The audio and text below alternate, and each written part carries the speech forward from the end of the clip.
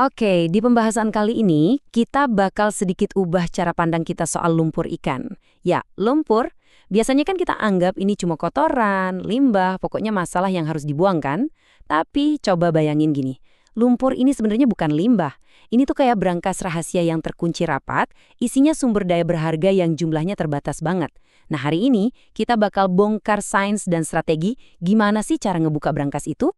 Untuk alur pembahasannya, kita bakal mulai dari biaya tersembunyi dari lumpur, terus lanjut bandingin sistem terhubung dan terpisah. Habis itu kita bahas brankas mineralisasi, operasi dan peralatan harian, bedanya pakan tumbuhan versus hewan, dan terakhir, gimana ini semua bisa ngasih stabilitas ekonomi buat peternakan kalian.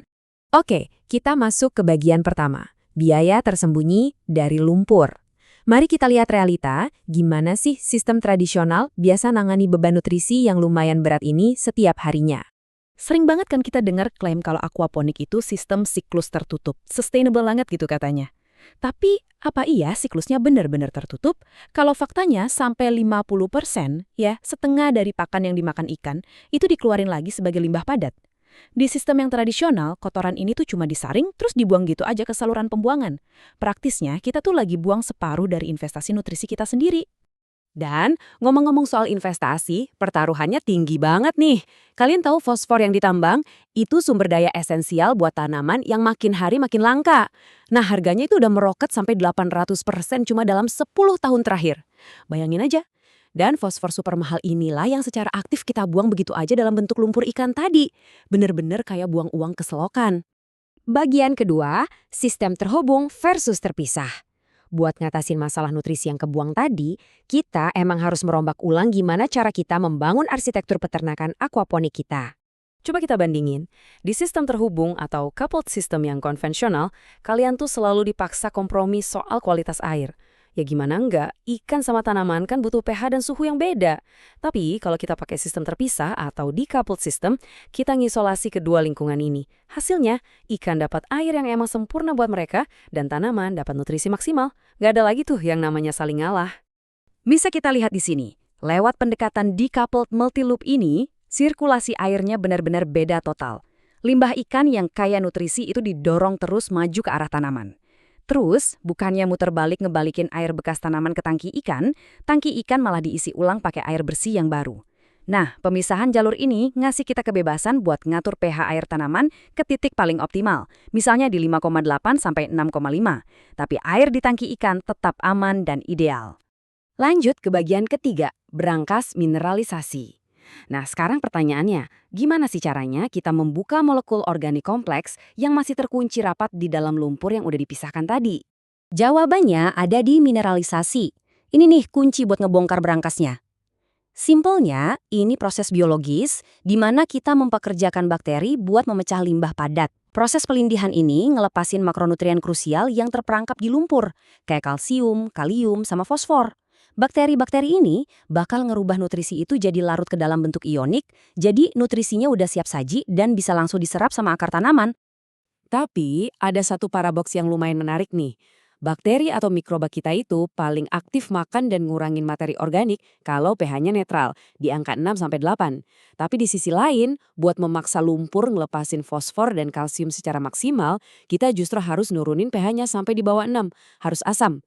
Terus solusinya gimana? Ya kita pisah prosesnya jadi dua langkah. Pertama pengurangan di kondisi netral, baru setelah itu pelindian di kondisi asam. Gini nih caranya kita narik nutrisi sampai titik darah penghabisan. Masuk ke bagian 4, operasi dan peralatan harian. Sekarang, mari kita lihat gimana sih teori biologi yang keren ini diterjemahin ke wujud tangki fisik buat rutinitas harian kalian. Secara fisik, desain decoupled ini butuh beberapa modul alat utama. Kalian bakal butuh tangki penampung ikan dengan dasar datar, pompa airlift buat meminimalisir kerusakan partikel secara mekanik, nampan air dalam buat sistem hidroponiknya, dan yang paling krusial, kalian harus punya satu bak digester khusus buat ngejalanin proses mineralisasi lumpurnya. Dengan alat-alat tadi, rutinitas operasional harian kalian bakal berubah jadi alur yang sangat terstruktur. Pertama, lumpurnya dipindah dari sistem aquaculture ke digester. Di situ, lumpur bakal diendapin selama 10-20 hari, ini yang kita sebut waktu tinggal lumpur. Setelah proses mineralisasi aerobik atau anaerobik selesai, air yang sekarang udah full nutrisi, ini dialirkan ke tangki pencampur buat tanaman. Terakhir, kalian tinggal isi ulang tangki ikan pakai air bersih, bener-bener ngalir ke depan dan sistematis banget kan? Sekarang bagian 5, pakan tumbuhan versus hewan. Secanggih apapun peralatannya, rahasia buat ngebuka nutrisi ini ujung-ujungnya balik lagi ke apa yang kalian kasih makan ke ikan kalian. Ini ada satu detail operasional penting yang sering banget kelewat. Pakan ikan berbasis hewan yang biasanya ada campuran tepung tulangnya, itu sumber fosfatnya dari apatit.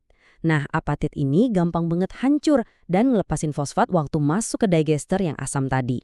Tapi, kalau kalian pakai pakan dari tumbuhan, fosfatnya itu kekunci dalam bentuk fitat.